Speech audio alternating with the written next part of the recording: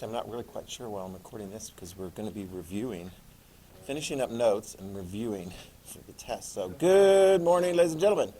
Have your attention, please. All quiet, please. Thank you. Take out your notes because we're going to finish the notes for World War I. Okay? And then we will have review in here for the test, which is going to be on Friday. Does that sound good? Do you want to join us? You look like you're ready to pounce out the window. At some point there'll be a door there, and I'll have to make sure to keep that locked. Anyway, yeah. So that's going to be an 80-point test on Friday. I think matching is like 50 and true-false is 30. So we'll have an opportunity to do review in here, and I think that'll be very good because when I was doing the review with yesterday's classes, they're like, oh, yeah, a lot of details, World War I. Pretty much the handout that I gave you front and back with all those names and things and dates and the concepts and things, it's all on the test. I mean, it's all on the test. So you'll definitely want to come in prepared. And it's a big component of your semester grade. For updates, as far as other grades, if you check Power School, you'll know that we've already got the annotated bibliography in. You guys gave that to me some time ago. And if you did it correctly, 5 different sources, MLA citation method, and 2 sentences about each, you're good to go. Even if you changed your topic some, which is fine. And then the bar was quite low on the very first essay. If you came in and gave it a decent shot, even if you missed the question a bit, which happened frequently, we gave you a 20 out of 20. The goal of that is, it's my long-term goal. By the end of senior year, you should be ready to successfully write IB history essays. And you get some of those along the way. Under normal circumstances, you probably would get more in your junior year. We'll see how that works out because we do want to make sure to get a lot of good content in there. But we still carve out a bunch of time in April, that month right before the exams, to do essay after essay after essay after essay. So it's like, practice, practice, practice. Now the season is here. Perform. And so, and that's worked. That's a proven method. We've had success with that over the years. Okay? So, but the big thing that's probably of a great concern for you right now is know the content. I mean, I joke about this. You can't just sort of like bluster your way through an essay and go, civil rights movement, some guy had a dream and he gave a speech about it. And that was it. It's not detailed enough, okay? You gotta know the details. And so this test coming up, because I use the matching method, true-false questions, things like that, it gives you an opportunity to really find out if you know the facts associated with that topic area, okay?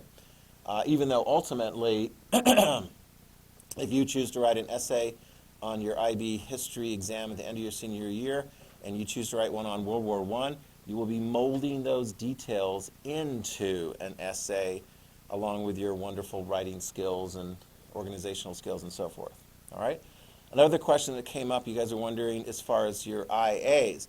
I'm still in the process of going through all of your IAs and reading those. I'm generally very pleased at the level of work that went into it.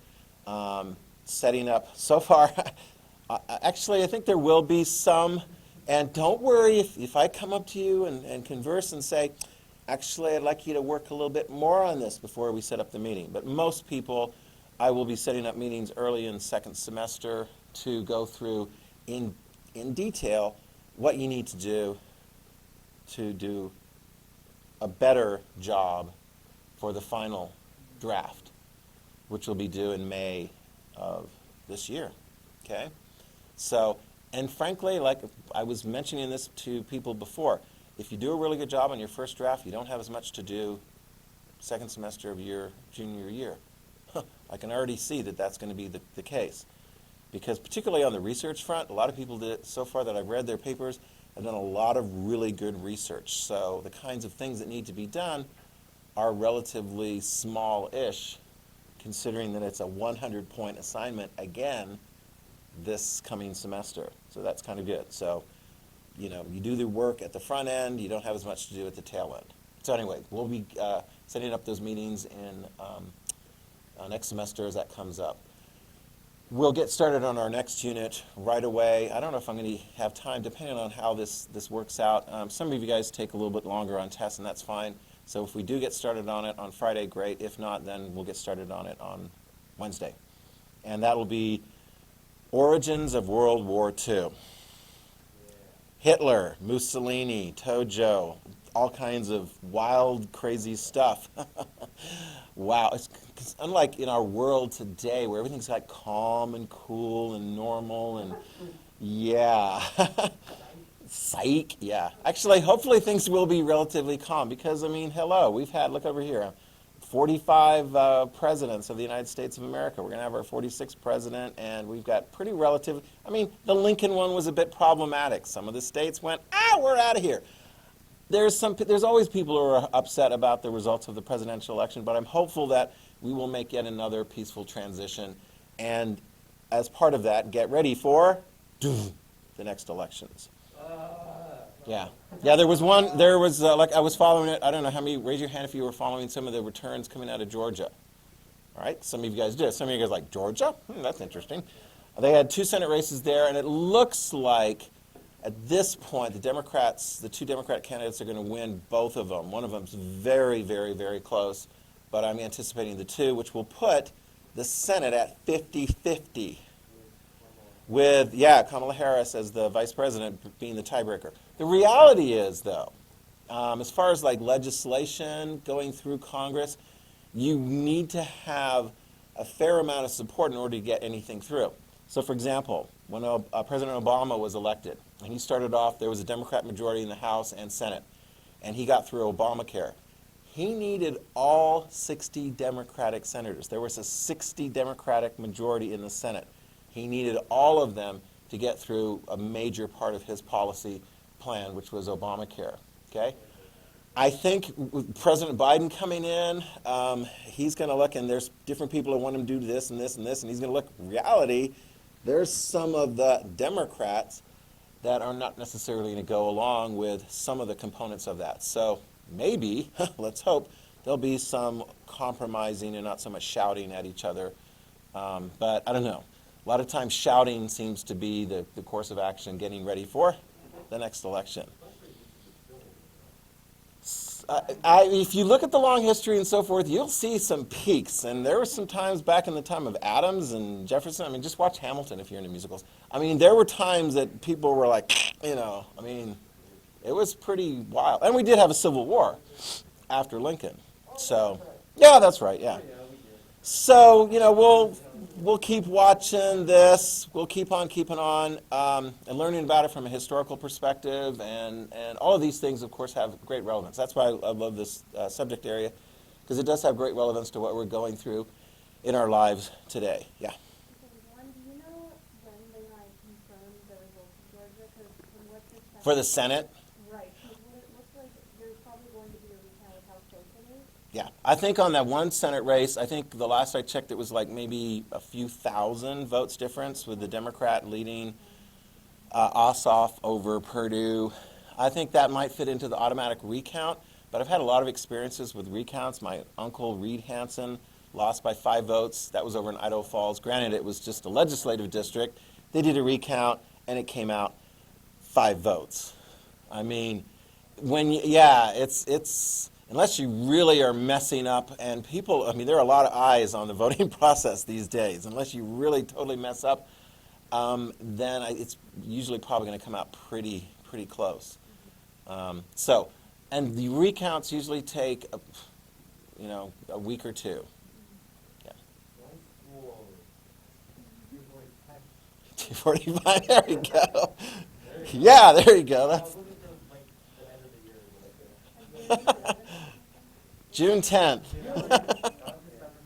June 10th, yes. Also, do you have an extra one of the packet, like the handout? They're on Google Classroom and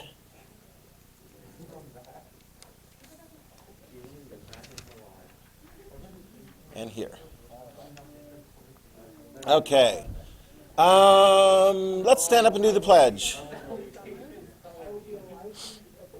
Okay, all rise for the pledge of. Okay. Ready, begin. I pledge allegiance to the flag of the United States of America and to the republic for which it stands, one nation, under God, indivisible, liberty and justice for all. Okay. And there is very brief announcements. Welcome back. There's your new schedule. You guys all know that. Office hours, and I've got it written up on the board too. Some of you guys probably want to know, and you probably should try to find this out for all your different classes. I don't anticipate any of you guys probably zooming in. I'll post a Zoom link, and I'll be available 12:45, 1:45. Imagine this might be for some of the at-home students. Although, they can contact me anytime. That's the time that's available on Mondays. Yeah. But other than that, I'm going to keep on keeping on. I've had a lot of feedback from students who come here and they prefer to have face-to-face instruction. I mean, I've been tempted by the option of maybe trying to do more content by Zooming in every other day for you guys. You guys are like, it's too early. Yeah, even when if you've been gone, if you had to do, like some of you guys have had to do like a quarantine and so forth, and you did, it really is incumbent upon you to watch my lessons, but I'm just curious, did you watch my lessons at 7:45 in the morning, or did you wait until later in the day? That's what I thought. So, it's convenient to have it available on YouTube and check the channel that way. Plus, I think there's just a lot of value. And so far, I feel confident. So far, we've been able to do a lot. We've had to peel off one small unit, but I think we're going to be fine. Last year, the year before, when I came back after being gone before, I came in, the seniors had only covered half of what they needed to do in their junior year. So they were really under the gun, and we did it. We did it. We got them to a strong place in senior year. I think we shaved off one unit, but we ultimately got everything that they needed to. So particularly students, all the students who were going for the IB diploma, they all passed the history exam. All of them that were going for the IB diploma. Okay, and then others that were going for certificates, a lot of them also got it. So, and it's kind of like this year. Let me see, in order to consolidate, shave off the beginning, daily warm-up, shave off the formative question at the end, shave off some of the video things, and just hone it in. The Tuesday and Thursdays, there are some video things that are going to be incorporated already in this class. I think, for example, Schindler's List. I've already got approval from the board in the past with parental permission to watch that, and we've watched it in class in the past. I think that's one that will be shifted to you watch it at home. And if you don't watch it at home, and I think you're going to have to pay for it, because some of those are free, like when I'm working with a 9th grader right now, and The Mission. You guys remember watching The Mission? That's free on YouTube. And I'm like, yes. But Amazing Grace, the one about getting rid of slavery, it's like a $3 or $4 charge and so forth. And I'm like, what do I do? What do I do? I'll probably come up with an alternative if students want to watch some documentary or read a bunch of stuff, if in lieu of paying the money, because I don't think I can force students to pay it. But those are the kinds of things, those things that are already video components, I can push those off to the at-home portion, because you're going to have to watch those on the screen anyway, whether it's physically here or it's at home. Does that make sense? So, I think we got this. But my inclination is, even in spite of losing Mondays, is not to have you do the Zoom thing. If you're making the choice and you're here physically present, that's when we're going to do the face-to-face instruction. And then everything else will be pretty much like last semester, and it sounds like Dan to keep things as much like last semester as possible. And it sounds like in a survey of you guys, you're doing some of you guys are actually coming in on on blue days for afternoon, chemistry, Spanish, and I'm going to guess you're zooming in every day now. That's what I figured. Okay, so questions about any of that stuff? I think we're going to be in good shape on this, and yeah. Okay. All right. Let's go to, yeah, that was the announcements. Is there any other announcements as far as like sports or student council? Anything going on there? Is the basketball team guys having their first game? Usually, guys and girls varsity had a game on Friday. Oh, a dual game. So, and that will be the first game, or you've already played a game? The girls have already played. You played over break? Okay. All right. So quarantine, everything finished up during break. All right. Now, the other two classes I had yesterday, I'd actually finished up the notes before break, and I thought, well, I'm not going to give them more review than you guys, because that wouldn't necessarily be fair. So I actually, and I should post this because I showed them a trailer to an awesome World War I movie called War Horse. Yeah, which is a really, really cool thing about a British guy who raises a horse and then it gets taken into the military, and so he's separate, he's really upset. And then the guy, the officer, the British officer rides the horse into battle against a bunch of machine guns. He obviously gets killed. The horse just goes wandering and ends up behind German lines. And so the horse is now with the Germans and so forth, being carried by some nice girl and so forth. But then eventually the Germans get the horse and they use him and work him, and then they take him to the front line, and then the horse, for some reason, decides that he wants to rejoin, I don't know, he maybe has a sense that his previous owner is now in the British military and is on the front lines, and so he makes his way. And of course, that's where a lot of the drama is, because if any living creature tries to cross no man's land, it's not good. One of the most traumatic scenes is when the horse is running around in the no man's land area and gets tangled up in barbed wire. Oh, I know. Yeah, but the British and the Germans get together and yeah, they clip him apart and he gets free, although he's all banged up and so forth. And I won't tell you exactly how it plays out, but I mean, it's a Steven Spielberg DreamWorks movie. And the boy is blinded at the front, and the horse is wounded. Will there be a happy reunion? Yeah, I mean, it's a Christmas movie. But I mean, it's weird because in World War I didn't tell you this. You can write this down. In World War I, there actually was a weird thing called a Christmas Truce. You can write this down. Christmas Truce. And this was on Christmas Day, 1914. Some of you guys may have heard this. It's they'd already been shooting at each other for quite some time. And they were thankfully they didn't get orders to attack each other. So there was no bombardment. So the British were singing their carols and the Germans were singing their carols. And then, strangely enough, impromptu, not by orders, mind you, but by some of the just impromptu actions of some of the people on both sides, they crossed over. And they had a little Christmas truce, a little gathering, and they played sports and exchanged food and just commiserated with each other. And then at the end of the day, they went back onto their respective sides. Well, no, this was 1914. It never happened again. I mean, the officers were not happy about that. They were we're not going to see this happen again. But it was only in 1914 at certain points along the Western Front. No, yeah, trust me. By Christmas 1915, you're we're still here. Can we have no? Okay, never mind. Well, I'll just sit here in my muck and hope that I don't get killed. I mean, yeah, when was the next Christmas they could really sort of start celebrating? 1918, except the Germans are then we get to eat? No, not until we sign treaty. Okay, so anyway. All right, let me wrap up with Brazil. We talked about Canada, we talked about Mexico, now we're going to talk about Brazil in World War I. And we'll keep it fairly straightforward. Here is a name you need to know. This is the president, President Brás, Venceslau Brás. He's the president of Brazil during much of World War I.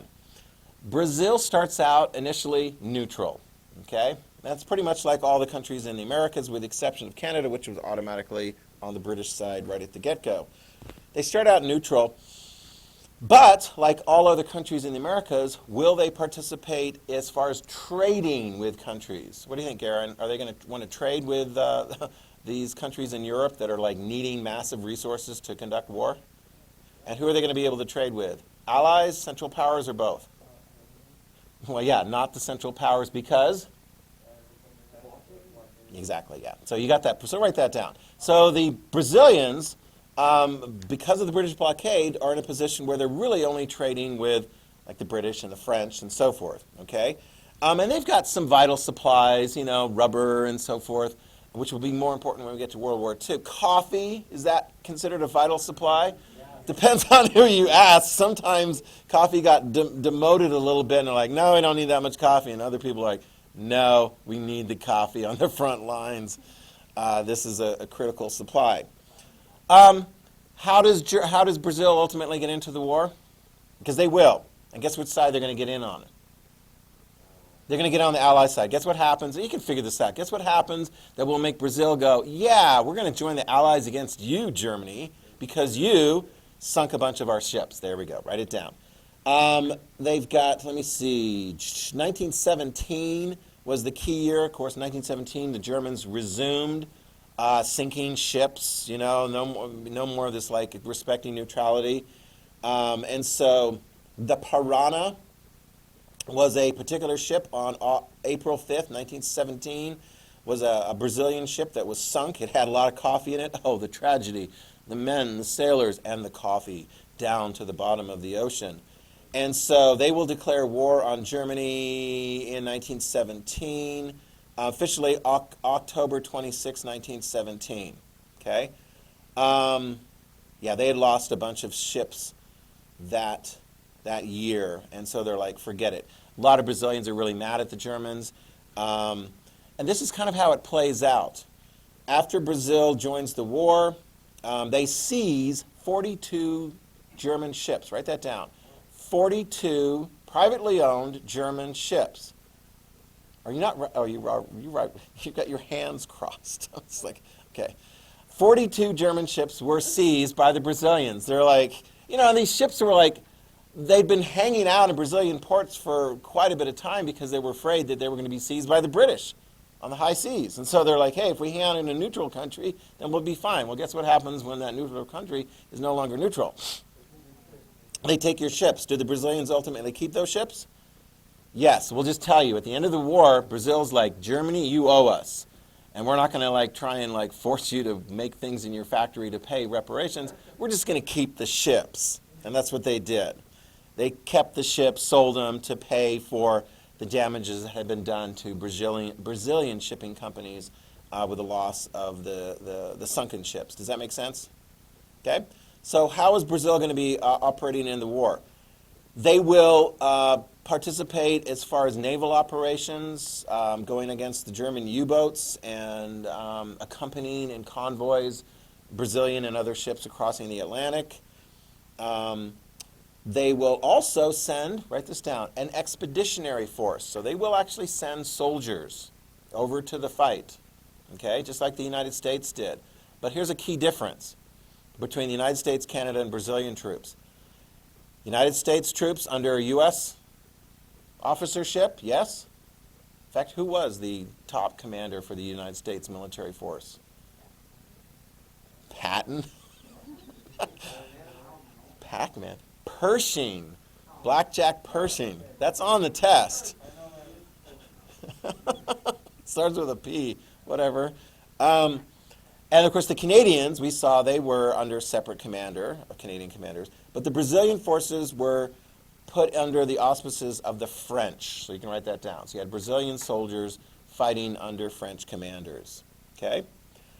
They also had to deal with some issues because there was quite a few Germans, people with German heritage in Brazil. So there was some concern about that. But ultimately, just like with German speakers in the United States and in Canada, it ultimately is not going to present much of a problem, but those people will end up facing some discrimination relative to their war. Okay, Brazil participated in the Paris Peace Conference, joined the League of Nations, and as I talked about, got payment for the lost coffee and the sunken ships by keeping the German ships. Okay, so there you go. Brazil's role in World War I. Questions? Okay. Oh, by the way, the other one, besides War Horse, which was originally a play, and they had these big, huge, massive horse puppets and so forth. And when it was done very, very well, you just sort of lost sight of the puppeteers, and you just saw the movement of the puppets. When they made the movie, they use real animals and everything like that. 1917, I highly recommend that one. Yeah, from the perspective of like two guys who were given a mission to deliver a message to the front lines, that one of the guy's brothers in the unit, they're going to be sent off into battle, and it's a trap. I mean, hello, everything's a trap. I mean, you're sent into a regular battle, you're probably going to end up dead. But yeah, so it's a fascinating. How many of you guys have seen the 1917? Okay, and thank you, Aiden, for sharing the 2020 version, because I started showing part of that to yesterday's classes. Post that, share. Well, you did already on the 2020, which is like two guys sent on a dangerous mission to go get toilet paper in the city of Los Angeles. Yeah, absolutely. And I loved it because the one thing that was like they had to deliver to the one friend, and it really has helped a lot of people during COVID quarantine and so forth, was a game. It was a Switch game that has kept people sane. It was Animal Crossing. It's kept them sane. It is. Yeah, I'm still working on my island. Yes. Oh yeah, I do. Yeah. Yeah, those frozen snowmen, I'm like, what the heck? I get them about 50% of the time, and I'm like, roll, roll, roll, roll, roll, roll. Almost perfect. Shut up. Anyway, so, yeah. What we do in quarantine. Yeah, someday maybe I'll open it up so you guys can come visit my little island. Yeah. Yeah, I've got 8 different residents. I created 8 different characters. They got all of them have their own house, and they all have their own theme. One of them is a schoolhouse. Another one's, anyway, it's fun. But I'm still working on it. That's right. Yeah. Yeah, it's like, do I want to grade some more IAs? No, I want to go to Animal Crossing. I want to go to my island. So we'll get there. All in good time. Keep it balanced. But yeah, if you haven't seen that 2020, it's a version like a 1917 point of view, and literally as far as filmmaking goes, if you're into filmmaking, it's incredible. It was a great movie, and it was like, you just feel exhausted for everybody, including the actors and the filmmakers and everything. All right, shall we get to it? Yep, let's do this. Okay. The test. 50 matching questions, 30 true false. Okay? Evan, do you want to do the first one? Or do you want to call on somebody? Okay, here we go.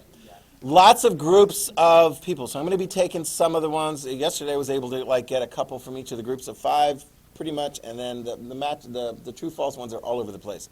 You got to know your details. All right, here we go. Here's the first question. Give me the name of the man who was the guy who shot the Austro-Hungarian Archduke Franz Ferdinand. He was a member of the Serbian Black Hand group, and that was the spark that started World War I. If you're looking in your notes, you'll see it's on the first page. There's only 2 pages, and I want to say it's like in the second bullet point, 4th bullet point. There we go, 4th bullet point. Well, the question was, what was the guy's name? And as always, if you find it, to move things along a little bit quicker, raise your hand so that if the person's stuck, we can get that one and move on to the next. Who was the Serb assassin that killed the Archduke, sparking World War I? He was not a king. He was not even a prince. But he killed a member of the royalty. And as soon as you find it, you can raise your hand. 4th bullet point. He's a member of the Black Hand. I'll do okay. Oh, we got a hand over here.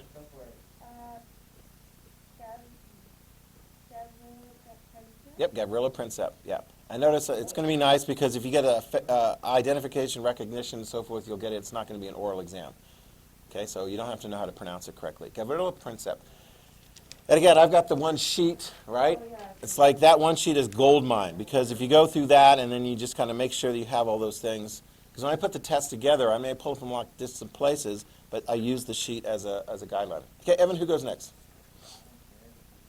Let's pick somebody. There we go.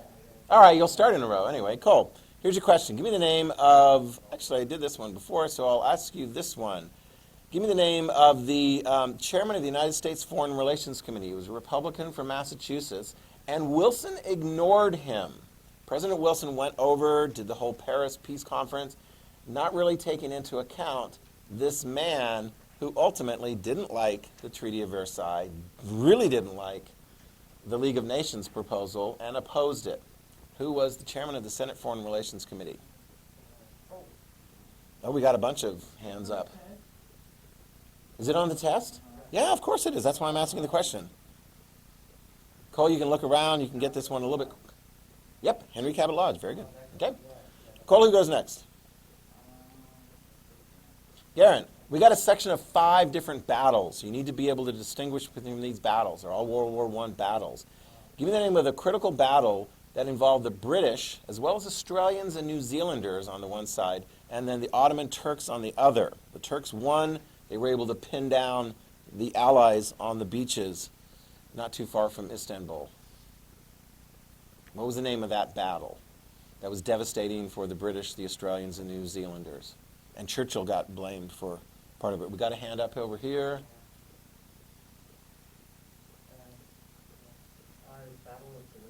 Gallipoli is on the test. Yep. Yep, it was on the coast. Yeah, it was a failed amphibious assault because they got pinned down on the coast. Yep. You got to have the details. So you need to know the name of it and then like what happened. And then of course there's like several battles on the Western Front, like the ones that the British were involved in primarily, the ones that the French were involved in primarily, the ones that the Canadians were involved in primarily. Okay, Karen, it goes. Austin, the Russian leaders. There's actually 3 Russian leaders on this test. We got Tsar Nicholas II, who was the Tsar at the beginning of the war, got him into the war, and then Vladimir Lenin, the communist, at the end of the war, who pulled him out. He was like, man, we're quitting this thing. Who was the one who was the leader of Russia when it had that brief period of democracy in 1917? And he kept them in the war. Probably not the greatest decision, but ultimately, what was his name? And he's on page 2, first bullet point. If you care to look, I'll ask Alexia.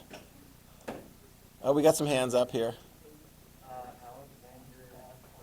Alexander Kerensky is the guy's name. Okay? All right. Austin, who goes? I'm sure. Haley's going to go at least once here. All right, Haley. Looking for a guy's name. We had Erich von Ludendorff, and then we had another German general who went from being generals to being like in charge of Germany during the war. And then eventually when the war was lost, they were like, I'm out of here. What was the name of that famous German general, leader of Germany? And some of you guys also know they named a blimp after him that blew up in flames in the 1930s in New Jersey. Okay? His first name was Paul. No, security guard. Yeah, mall cop, German mall cop. We got some hands up if that'll move things a little quicker. Hindenburg, yep, Hindenburg. Yeah, have you guys ever heard of the Hindenburg, like big Zeppelin blimp thing? Okay. All right, Haley goes. Okay, Aiden. Now, this is kind of a tough one. Nobody got this one yesterday. In fact, a lot of people were looking around going, what? It's the name of a territorial distinction. The Ottoman Turks lost the war, and they had all this land taken away from them. And instead of like having independent Jordan and independent Palestine and independent Syria, that land was given to the British and the French to look after. What was the League of Nations terminology for that land that the British were looking after and that the French were looking after? They didn't get immediate independence.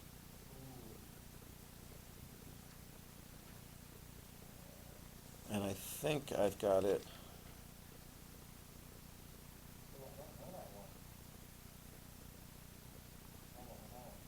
Yeah, it's a good thing I'm giving you this question because then more people will get it right.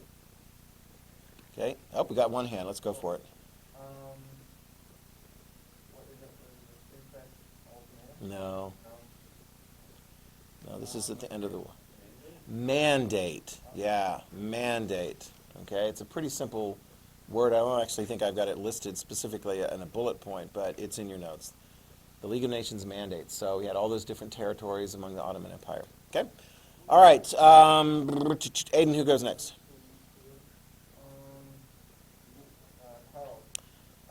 Sorry. Danton. All right, Danton, here's your question. President Wilson came up with this. When the United States entered the war, he's like, yeah, I got these reasons why the United States is going to enter the war. And then Germany was ultimately looking, going, hey, that sounds pretty cool. He's not being very vengeful. Yeah, tell that to the French and the British. What were the specific designation of Wilson's ideas of how the war should be fought and wrapped up? You can put them on two, actually you need three hands to spell them all out. Not completely three hands, but 1, 2, 3, 4. Keep going. What were they called? The 14 points. Okay, the 14 points. Okay, Danton, who goes?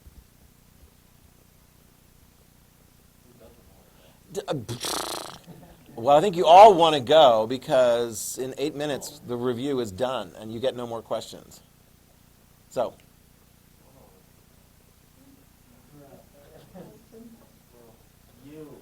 Okay, Jeremiah. I guess he called Jeremiah. Give me the name of this French territory. It was French, and then the Prussians took it over in the Franco-Prussian War, so it became German territory. And then the French wanted it back and got it back. It's bordering territory, German speakers, French speakers, initials AL. What was that territory? Second bullet point on page 1.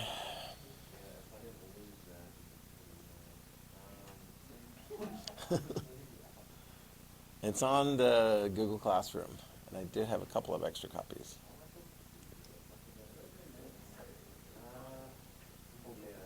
We got a hand up. We got 2 hands up. No, not Austria. That's a whole separate country. It's a border territory that went from France to Germany and then back to France at the end of the war. Alsace-Lorraine. Okay, Alsace-Lorraine. Sounds like a French recipe. Okay? All right. Jeremiah goes next. Tessa, all right. This one actually kind of tricky. This was a neutral country. We mentioned it very, very briefly. After World War I, and Germany had to give up some stuff, including some territory, this country to Germany's north actually took over a little bit of border territory as part of the Paris Peace Conference and the Treaty of Versailles. What was that neutral country? And I'll tell you some that people were saying, some of them like, man, you need to do geography because Bulgaria is nowhere near Germany, and it's certainly not to the north.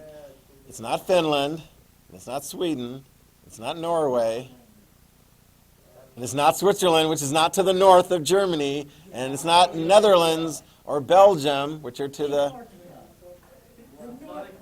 I think you said it. Denmark is right, Denmark. Yeah, they got a little bit of slice of Germany that they had lost in the mid-1800s, but that's another story. Okay, Tessa goes. Okay, Aiden, give me the name of the long-range artillery that the Germans used. I think the nickname was given to it by the British, but in any event. Big Bertha is right, very good. Okay, who goes next? Okay, Sammy, give me the name of this ill-fated Canadian city. It was a port city where a lot of ships gathered before going over on a convoy to deliver things to the British and the French. But 2 ships crashed into each other and a huge explosion took place, killing lots and lots of civilians. What was the name of that Canadian port city? Page 2. Actually, I don't. No, I do. I have it right there. Yep, it's on the 3rd bullet point from the bottom. Canadian city. I don't know, you have anything about Quebec? That's a province.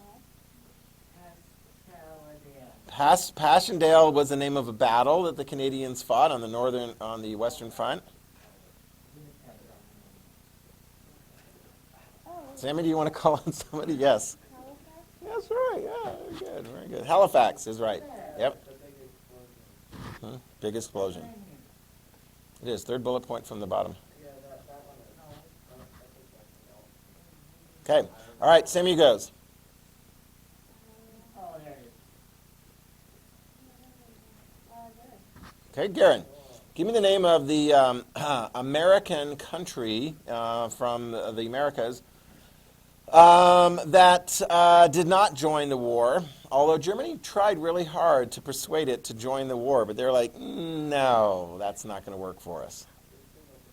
Yeah, that's right. Okay, very good. Who goes next? Okay, Cole. Give me the name of this territory. It was one of the League of Nations mandates, so therefore used to belong to the Ottoman Turks. The British got control of it after the war, and there was a lot of Arabs living there. A lot of Jews were moving into there as well. If you go there today, it is pretty much the nation of Israel. That's Palestine is right. Okay, very good. All right, who goes next? Tessa. Give me the name of the plan, the military plan that was developed by the Germans to begin World War I, where instead of fighting the Russians initially, they were going to fight the French, but they were going to cheat and they were going to go through neutral Belgium in order to kind of break into France. What was that plan called? Third, let's see, which bullet point was that? Oh, it's like 1, 2, 3, 4, 5, 6, 7th bullet point on the front page. Schlieffen plan. There you go. That works for you. Schlieffen plan. Okay. All right. Tessa goes. Okay. Haley, give me the name of this concept that at the Paris Peace Conference, they're like, okay, we're going to let those Eastern European countries become free and all the nations, the Polish nation, the Finnish nation, and so forth. What is that concept called? To let people of a national group have a country. They're determined to have a country, and by gosh, they're going to be given an opportunity to have a country. Really only worked in East Europe, though. And it was one of the 14 points for Wilson. You can look to yourself to answer it, or you can look to other people. If you're determined to look to somebody else, that will probably help you. Self-determination, yeah. So, I mean, it's kind of goes without saying. All right, Haley, who goes next? Austin, give me the name of this French leader, World War I French leader, and he's going to be in charge of negotiating at the Paris Peace Conference for France. He's got big walrus mustache. Page 2 of your handout, second bullet point. By George, I think he's almost got it. That would be the British leader. David Lloyd George is the British leader. That guy, yes. George Clemenceau. Yes, that's the one. Okay, it's Clementine. All right, who goes next? Austin, who goes next? Jeremiah's going to go. This is actually an Idahoan, and he was opposed to the League of Nations, so he was not in favor of the Versailles Peace Treaty. He would be one of the irreconcilables. And they named a mountain after him, and they named a high school after him. That's right, William Borah. Very good. Who goes next? Danton. Give me the name of the battle that besides Passchendaele, that the Canadians were very much involved with and actually had a victory on the Western Front. Initials, VR. Third bullet point from the bottom on page 2.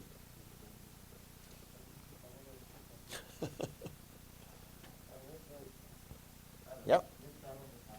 No, the Treaty of Versailles is different. That was Vimy Ridge. Yeah, okay. This to throw out who was the overall commander of the U.S. Expeditionary Forces. Blackjack Pershing. And then one more, and you guys can wipe down your desk and get ready to go. Who was the Italian leader at the Paris Peace Conference that got Italy a little bit of land from Austria as a result of the war? And Walt Disney World is located in a city by the same name. Orlando, that's right. I didn't get to any of the true-false ones, so you'll need to definitely hone in on everything, but we did cover at least 40% of the matching. So that's not bad, okay? Good luck. Spend plenty of time studying. Okay.